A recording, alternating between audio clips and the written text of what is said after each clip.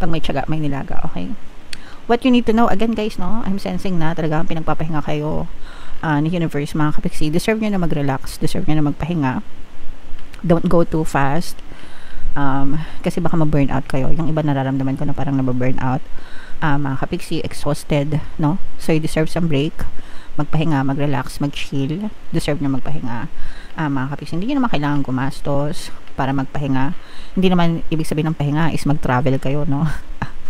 Travel, tapos yung travel pa abroad.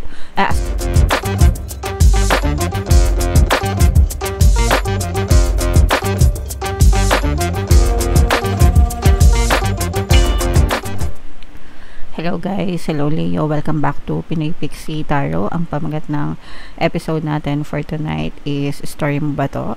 Ito ay isang timeless reading, mga kapiksi, para sa Leo, Sun, Moon, Rising Sign, and Venus. Sa reading na to guys, titingnan natin where you are right now, mga potential and challenges nyo, what you need to focus on, your past, present, and future energy guys, mga suggested approach, and yung potential future ng story nyo, mga kapiksi. So shuffle natin yung cards guys, hanapin natin yung energy ng Leo.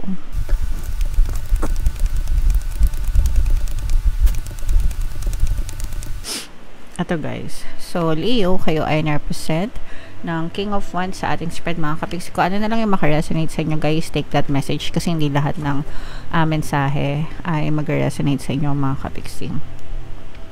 So where you are right now guys, nagdidiwang ang inyong puso, mga kapiksi. May mga, ibig sabihin nito, may mga masasayang bagay na nangyayari sa buhay nyo, and you are celebrating, no? Kumbaga, pwede may mga na-achieve kayo ng mga goals, may mga milestones na sincelebrate kayo, may mga success sa buhay. In short, may mga magagandang nangyayari sa buhay nyo. At saka, bukod dun sa mga magagandang nangyayari guys, napapaligiran din kayo ng mga mababait, matulungin, at mabubuting tao sa paligid nyo. And for some of you, pwedeng sila din yung nagiging support system nyo guys, no? So, yeah. Very positive energy. Ayan, no? So, this is your potential guys, no? For some of you guys, excuse me, pwedeng nagdidiwang din kayo sa relationship, no? So, yung iba sa inyo, pwedeng bagong kasal, o kaya bagong engage, o kaya naka-receive ng mga wedding proposal, mga kapiksi, and maaaring yun yung sineselebrate nyo guys, no? So, yeah. And yung iba naman sa inyo guys, kung hindi naman sa relationship yung sineselebrate nyo, you have a special someone naman na talagang whatever happens, nasa tabi mo lang siya, mga kapiksi. Wow, what you need to focus on, I'm sensing that this is more on love energy talaga, guys, no? Pero ang kailangan nyo i-focus sa buhay nyo right now is kung saan kayo masaya guys, no? Kung saan kayo masaya, as long as wala kayong inaapakan ng ibang tao, hindi kayo nanlalamang ng kapwa, mga kapiksi. Kumbaga, nasa tamang landas naman kayo. I-push nyo yan guys, no? Kasi kayo lang din naman yung makakatulong sa inyo para matapad nyo yung mga dreams nyo. In your recent past guys, talaga naging malakas na kayo, pinagtibay na kayo ng panahon, mga kapiksi. Ibig sabihin, may mga karanasan kayo, experiences, situation na pinagdaanan sa past na talaga naghulma sa pagkatao nyo, sa karakter nyo, kapasidad nyo, capabilities nyo. So, and nagagamit nyo yun, mga kapiksi, para mas maging matibay kayo sa present situation nyo. Excuse me lang guys. Yan. Pasensya na guys sa boses ko, medyo sumasakit lang muna natin, nangangati, inuubo, pero pagaling na tayo, kasi ganun yung pagpagaling na mas lalo kang uubuhin guys. Kaya ganun yung nararanasan ko. And yung strength mo, again mga kapiksi, no, yung sabi ko nga sa inyo guys, napapaligiran kayo ng mabubuting tao, and sa kanila din kayo kumukuha ng lakas, mga kapiksi. At saka for some of you guys, parang sabi ko nga, no, marami na kayong natutunan nung inyong kabataan, mga kapiksi. So yung mga lessons mo in the past guys, no, yan din yung naging pundasyon ng pagiging matibay mo right now, guys, no? So, parang bulldozer. Parang feeling ko, hindi kayo basta-basta magigiba, mga kapiksi, kasi kahit na maka-experience pa kayo ng mga pagsubok right now, parang hindi kayo basta-basta mag-give up. Kakayanin nyo lahat, guys. Okay? Magpahinga din, no? In the near future, guys, parang bibigyan kayo ng chance ni universe para makapagpahinga naman, especially yung isipan nyo. If you have like a lot of worries or stress, ganyan, anxieties, overthinking, so parang pagpapahingahin naman kayo ni universe para hindi naman kayo masyadong mag-worry sa buhay nyo, guys. And yung suggested approach para sa inyo, mga kapiksi, is you have to patiently wait, no? Kailangan mahaba yung pasensya natin sa lahat ng bagay. Hindi instant, no? You have to understand na hindi instant nangyayari ang mga bagay-bagay. It's an accumulation of patience, consistency, effort, of course, prayers sa taas, and gratitude, no? Yung grateful heart. So, kapag pinractice nyo yung mga yon, guys, talagang makakita kayo ng positibong resulta. Basta wag kayo maiinit sa buhay nyo, mga kapiksi. Patience is a virtue. Ika nga. Pag may tiyaga, may nilaga. Okay?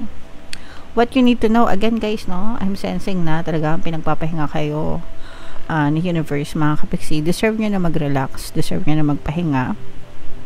Don't go too fast. Kasi baka ma-burn out kayo. Yung iba nararamdaman ko na parang nababurn out. Mga kapiksi, exhausted, no? So you deserve some break. Magpahinga, mag-relax, mag-chill. Deserve nyo magpahinga.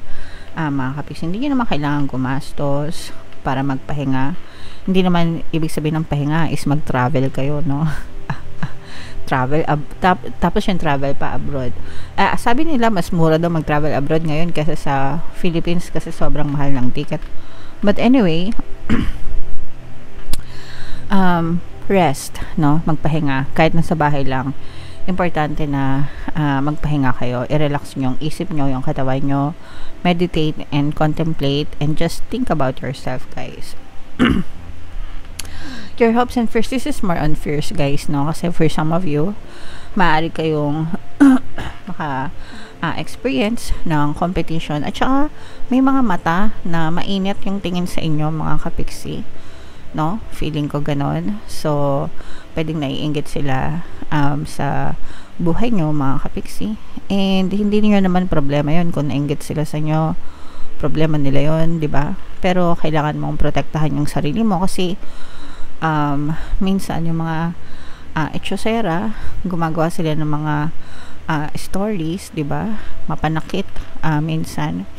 So, kailangan nyo pa rin protektahan yung sarili nyo. Huwag nyo silang i-trigger, guys. Just focus on your life. And pagdasal natin na sana magkaroon sila ng peace of mind para hindi nila kayo pag-initan, guys. Okay. And yung potential future nyo, guys, meron kayong mga pagdadaanan, no? Meron kayong mga pagdadaanan, pwede kayong maka-experience ng kahirapan or things to worry about. So, life is not so easy para sa inyo.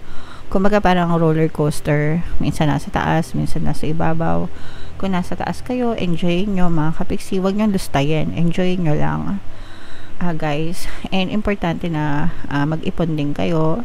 Pag-ipunan nyo rin yung para sa future nyo, mga kapiksi, para pagdating sa future na kailangan nyo ng pera, meron kayong madudukot naman, mga kapiksi. So yun yung paghandaan nyo, guys, no? Mag-ipon para sa future, para if in case na kailanganin nyo, may madudukot kayo.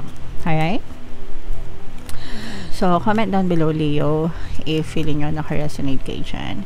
And buno tayo ng isa pang card para sa inyong additional na mensahe, guys. Habang sineshuffle ko to, panoorin nyo muna yung video natin regarding sa ating paano mag-manifest ng abundance video course. Kapiksi, sawa ka na ba sa mga struggles at hirap sa buhay mo? Masipag ka ba at masikap sa buhay ngunit hindi ka pa rin umaasenso? Ilang beses ka na bang nag-attempt ng negosyo at mag-invest pero palagi ka pa rin nalulugi? Sa Sa pagkakataon na ito ay maaaring may subconscious beliefs ka na nagiging balakid sa iyong pag-unlad at pagyaman. Introducing, paano mag-manifest ng abundance video course. Dito ay matututunan mong ma-overcome ang mga balakid mo para tuluyan ka ng umunlad, umasenso, sumagana, maging matagumpay, successful at maswerte sa iyong kabuhayan, pera, trabaho, negosyo, salapi at kaperahan ng bonggang-bongga. Dali, mag-send na ng email sa pinoypixie@gmail.com at simulan na ang iyong pagyaman ngayon. Alright, so sa lahat ng gusto mag-avail ng course guys, naka-flash sa screen nyo. Una, meron tayong paano mag-manifest ng abundance video course. Meron din tayong paano mawala ang third party at magkaroon ng harmonious na relationship. And meron din tayong paano pabalikin sex, revise breakup. Sa mga interesado guys, mag-send lang kayo ng email sa pinoypixie@gmail.com.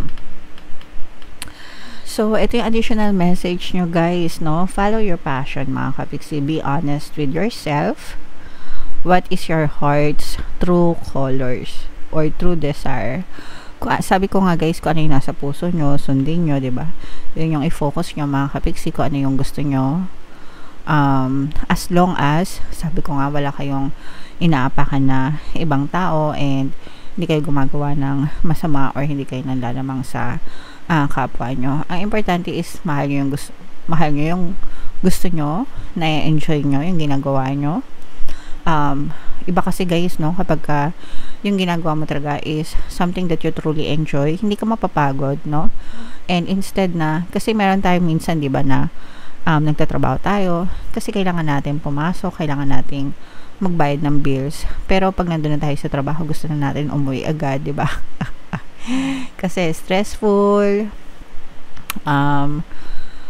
hindi ka masaya, nagtsatsaga ka lang, yung mga colleagues mo, masasama ugali, mga boss mo, power trip, di ba? May mga ganun eh. Pero wala kang choice kasi kailangan mo magbayad ng bills, kailangan mo bumili ng pagkain, ng groceries, kailangan mo magbayad ng tuition, di ba? So, dadating din yung time guys na kung ano yung gusto nyo, masusunod nyo. So, habang hindi pa kaya, tiis-tiis mo na mga kapixie. And kung kaya nyo na, go na. Life is never too late para sa atin, guys, to start kung nagawin yung mga bagay na gusto natin. Kailangan lang natin ipaglaban minsan, mga kapixie. Alright? So, yeah. Comment down below, Leo, if feeling nyo nakaresonate kayo dyan. And for more tarot readings guys, ito yung playlist nyo. Ito naman yung ating success stories ng paano mag-manifest ng abundance video course. Thank you for liking, sharing, and subscribing guys. See you next time. I love you all. Have a nice day. Bye-bye.